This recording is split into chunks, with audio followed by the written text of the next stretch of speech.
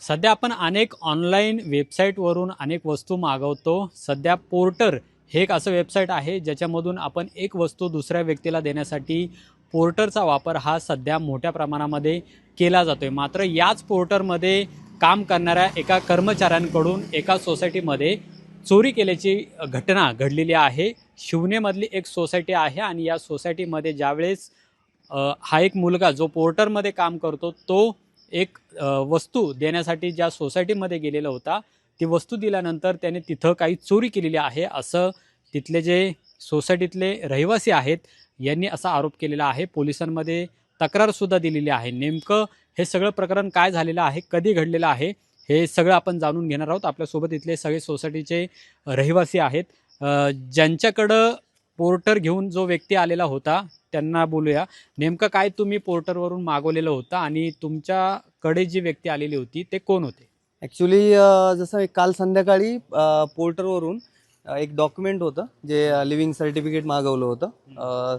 जे लोकेशन होतं जिथून मागवलं आहे ते साधारणपणे भोसरीचं जे पांजरपोळ एरिया आहे तिथून ते त्यांनी कलेक्ट केलं होतं. त्याच्यानंतर साधारणपणे ते मला एक संध्याकाळी त्यांनी फोन केला की पाऊस भरपूर आहे तर आम्हाला थोडं यायला उशीर होईल. तर त्यांनी मला वाटते काहीतरी 11-11:30च्या दरम्यान ते इथं पोहोचले होते. तर पोहोचल्यानंतर जे काही समजा डॉक्युमेंट्स त्यांनी मला दिले, कलेक्ट केल्यानंतर मी त्यांना पेमेंट केलं. पण आता ज्यावेळेस काही गोष्टी त्याच्यातून समजून आल्या की एकतर ते पोर्टलचं जे नाव होतं आणि जे ॲक्च्युअली जे डॉक्युमेंट त्यांनी हे केलं तर ते वेगवेगळे काय होतं. होतं वेगवेगळं? मग जसं की पोर्टरवर जे नाव रजिस्टर होतं तर ते गायकवाड नावाने होतं, ठीक आहे. आणि त्याच्यानंतर मी ज्यावेळेस त्यांना पेमेंट केलं तर ते समजा सुपेकर सरनेम होतं आणि त्यासोबत आणखीन एक होतं. म्हणजे माझं ज्यावेळेस पहिल्यांदा ते पेमेंट फेल झालं त्यांचं, तर त्याच्या मित्राचं दुसरं होतं जो सुपेकर होतं त्याला पेमेंट झालं. म्हणजे म्हणजे दोन जण तुमची वस्तू द्यायला दोन जण आले होते. हो, 2 जण वस्तू द्यायला आलेले दोन होते. मुलंच होते का हां, कोण दोन होते मुलं, व्यक्ती? दोन्ही पण मुलंच होते. बरं.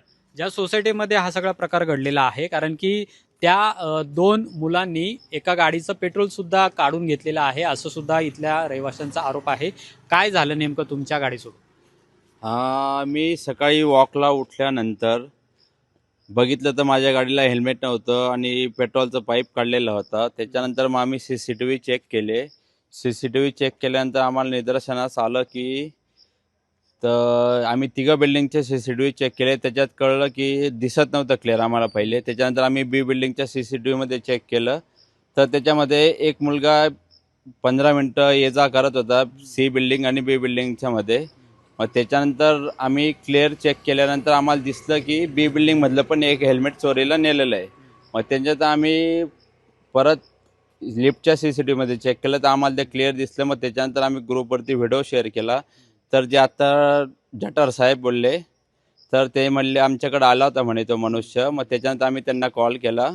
मग त्याच्यानंतर आम्ही पुढे प्रोसिजर केली. मग त्यांच्या आम्ही पोर्टरच्या ऑफिसला गेलो. तिकडं कंप्लेंट वगैरे रजिस्टर केली. मग त्यांच्याकडं पण काय त्यांचं व्हेरिफिकेशन वगैरे काहीच झालेलं नव्हतं. आधार कार्ड बी दुसऱ्या नावाचं आहे.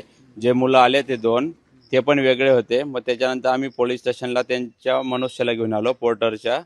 मग त्याच्यानंतर पुढची प्रोसिजर करणार आहे पोलिसांनी. पण आता जी व्यक्ती इथं ती वस्तू घेऊन आलेली होती त्या मुलाशी तुम्ही संपर्क साधला का? त्याच्याशी संपर्क झाल्यानंतर नेमकं काय झालं पुढं?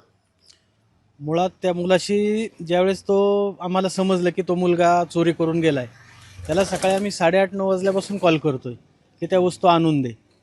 तर त्या मुलाने त्या वस्तू काय आणून दिलेल्या नाहीत. त्यानंतरनं आम्ही त्याची वाट 1 वाजेपर्यंत सोसायटीतले लोक पाहत होतो की त्याला 2 गोष्टी समजूच्या सांगाव्यात आणि वस्तू घ्याव्यात. परंतु तो आला नाही. तो आला नसल्यामुळं आला नाही. त्यांनी काय केलं की इथं येऊन आम्हाला भेटावं लागेल, तर त्यांनी त्या वस्तू पोर्टर करून पाठवल्या. म्हणजे चोरीच्या वस्तू आज पोर्टरचा माणूस घेऊन आला परत या सोसायटीमध्ये. आणि हे सगळं झाल्यानंतर ना आम्ही पोर्टरच्या ऑफिसला गेलो. तिथं गेल्यावरती समजलं की त्याचं कुठलंही पोलीस व्हेरिफिकेशन होत नाहीये पोर्टरमध्ये, कुठल्याही प्रकारचं आधार व्हेरिफिकेशन होत नाहीये आणि पूर्णतः उडवाउडीची उत्तर. ह्यांचं कुठलंही कस्टमर केअर आपण फोन लावू शकत नाही कस्टमर केअरला. आणि पूर्ण उडवाउडीची उत्तरं दिल्यानंतर शेवटी आम्ही ऑफिसवरतून त्यांचा माणूस घेऊन आलो इथे. उत्तमनगर पोलीस स्टेशनला रितसर तक्रार दाखल केली आहे. उद्या आम्ही CP साहेबांच्या ऑफिसला सुद्धा याची तक्रार देतोय. आज पेट्रोल चोरी जाण्याचा किंवा हेल्मेट चोरी जाणे हे क्षुल्लक गोष्ट आहे, परंतु याच्या मागे तो माणूस जर दुसरं काय एखाद्याची जीवितहानी करून गेला असता, एखाद्या दुसऱ्याचं सोनं काही असेल ऐवज चोरून घेऊन गेला असता, याला जबाबदार कोण? आज पोर्टरला आम्ही बोललो तर पोर्टर डायरेक्ट हात झटकतंय की आमचा काही संबंध नाही आणि उडवाउडवीची उत्तरं देतंय. माझं पोलीस प्रशासनाला, महाराष्ट्र शासनाला ही विनंती आहे की हे जे पोर्टर असेल, असे बाकीचे ॲप असतील, याच्यावरती आपला काहीतरी अंकुश पाहिजे. यांच्याकडे जी लोक कामाला येतात तर त्यांचं पोलीस व्हेरिफिकेशन होणं गरजेचं आहे, त्यांचं आयडेंटिटी व्हेरिफिकेशन होणं गरजेचं आहे. उद्या कुठलाही माणूस येऊन, आणि असं निदर्शनास आलंय की एका व्यक्तीचं ID आहे खोललेला आणि वापरतोय दुसराच, गाडी क्रमांक रजिस्टर दुसरी आहे, घेऊन आलाय तिसरीच. म्हणजे यांच्यावरती कुणाचाच अंकुश नाहीये.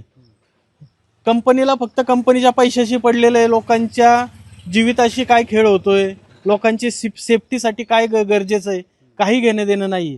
तर माझी शासनाला आणि पोलिसांना नम्र विनंती आहे की तुम्ही या कंपनीवरती तात्काळ योग्य ती कारवाई करावी आणि यांच्यावरती अशी जरा बसवावी की यानंतरनं असं कुणी वागलं नाही पाहिजे. बरं, ह्याचे जे संबंधित कोणी असतील सिनियर त्यांच्याशी तुम्ही संपर्क साधला का, जे मुंबईमध्ये आहेत?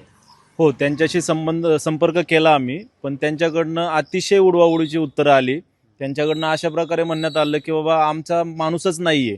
भलेही तुमच्या मोबाईलमध्ये दिसतंय पोर्टरवरनं तुम्ही वस्तू आली आहे, ती पोचली आहे, त्या माणसाला तुम्ही पेमेंट केलंय, सगळ्या गोष्टी दिसत आहेत, तरीही ते सरळपणे हात झटकतायत आणि बिनधास्त म्हणतायत की आमचा संबंधच नाही, तुम्हाला काय करायचे ते करून घ्या, तुम्ही पोलीस स्टेशनला जा, पोलिसांकडनं आम्हाला समन्स निघू द्या, मग आम्ही काय करायचे ते करतो. ह्या अशा पद्धतीचं वाटतं तितकं हे सोपं प्रकरण नाहीये. कारण आज फक्त 2 हेल्मेट आणि एका 4-5 लिटर पेट्रोल ह्याचा प्रश्न नाही हा.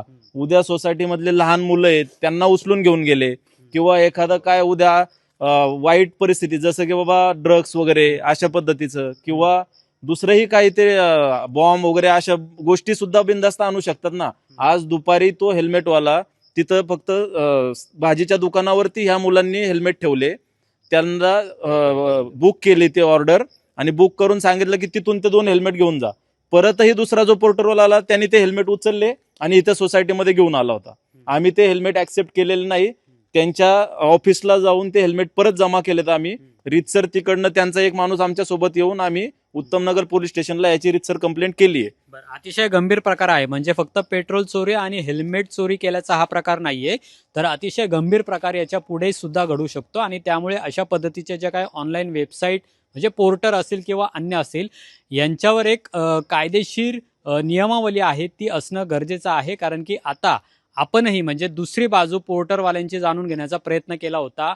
या संपूर्ण पोर्टरचे संबंधित व्यक्ती, चव्हाण नावाची व्यक्ती आहे, जे मुंबईमध्ये असतात, त्यांना सुद्धा याबद्दलची विचारणा केली, पण त्यांनी आपल्याला व्यवस्थितपणे उत्तरं दिलेली नाहीयेत. आणि त्यामुळे याला नेमका वरद हस्त कोणाचा आहे हा एक महत्त्वाचा प्रश्न आहे. पण जो मुलगा यामधून चोरी करून गेलेला आहे त्याला वाचवण्याचं काम या पोर्टर कंपनीच्या माध्यमातून केलं जातंय का, हा सगळ्यात महत्त्वाचा प्रश्न आहे. आणि जसं महत्त्वाचं म्हणजे सगळ्यात महत्त्वाचं इंटरेस्टिंग यांनी सांगितलं की त्या मुलांनी जे हेल्मेट चोरी केलेलं होतं ते पुन्हा पाठवण्यासाठी त्यांनी पोर्टरचाच उपयोग केला आणि ते इथं पाठवून दिलं. म्हणजे कुठलीही गोष्ट जी म्हणजे कुठली असं यांनी आता संशय व्यक्त केला की बॉम्ब असेल किंवा अन्य कुठली RDX असतील, हे जर इथं पाठवून दिलं आणि उद्या जर काही दुर्घटना घडली तर याला जबाबदार कोण? कारण की आता पोर्टरचे जे संबंधित व्यक्ती आहेत ते याची जबाबदारी झटकत आहेत. यामध्ये सोसायटीलाच बदनाम करण्याचं काम आहे ते पोर्टरच्या काही व्यक्तींकडून केले जाते. आणि त्यामुळे ही अतिशय गंभीर बाब आहे. फक्त पेट्रोल चोरी केली म्हणून हे सगळे आक्रमक नाही, तर अशा पद्धतीच्या घटना या पुणेच नाही तर कुठेही घडू नयेत याच्यावर जरब बसावा, ही एक मागणी यांची आहे. आता पोलीस याबाबतची पुढची कारवाई काय करतात, कारण की पोलिसांनी सुद्धा व्हेरिफिकेशन याबाबतचं केलेलं आहे का नाही हा सुद्धा प्रश्न आहे. आणि त्यामुळे पोलिसांनी याबद्दलचं गांभीर्य ओळखून अशा पद्धतीच्या घटना पुणे शहरामध्ये पुन्हा घडू नये यासाठी सुद्धा आवश्यक त्या उपाययोजना केल्या पाहिजेत. अमोल धर्माधिकारी, लोकशाही मराठी, पुणे. लोकशाही मराठी ऐका, पहा, जागरूक रहा.